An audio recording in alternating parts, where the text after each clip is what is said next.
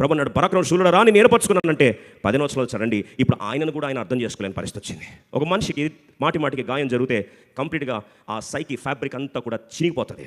ఎంత కాన్ఫిడెన్స్ ఉన్నాడైనా సరే ఆ కాన్ఫిడెన్స్ అన్ని కూడా ఏమవుతాయండి, పేక మెడల్లాగా కూలిపోతాయి. అందుకొరకే ఆశల మేడలు సమాధి అనే మాట మనం వింటాం.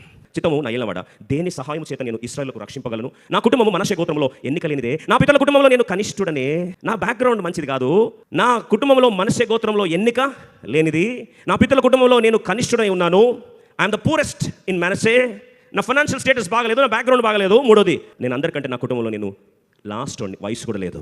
ఎందుకయ్యా నువ్వు పిలుచుకుంటున్నావు, నిన్ను వాడుకుంటానంటున్నావు? కానీ నేను ఒక మాట చెప్పాలి, నువ్వు ఎక్స్పెక్ట్ చేస్తున్నావు వాడడానికి ఆ 3 నాకు లేవు. మొదటిది బ్యాక్గ్రౌండ్ లేదు, రెండోది ఫైనాన్షియల్ బ్యాకప్ లేదు, మూడోది వయసు లేదు. ఈరోజు ఈ 3 లేదని నేను దేవుని చేతిలో వాడబడలేను అనుకుంటున్నావా? గిద్యోను అంటాడు, I cannot be used by the. How can this be possible? He fail to understand who his God is అంటాడు. ఈ దేవుడు ఉంటే ఎందుకు ఇలా అవుతుంది? రెండోది, he fail to understand who he is. These are the 2 areas you should be cautious enough.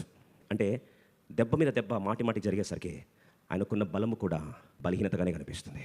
Shattered, his confidence is broken, his psyche and the fabric is torn apart, shattered. అలాంటి పరిస్థితుల్లో దేవుడు ఈరోజు ఆయన పిలుస్తుంటున్నాడు, రా పరాక్రమము గల శూరుడా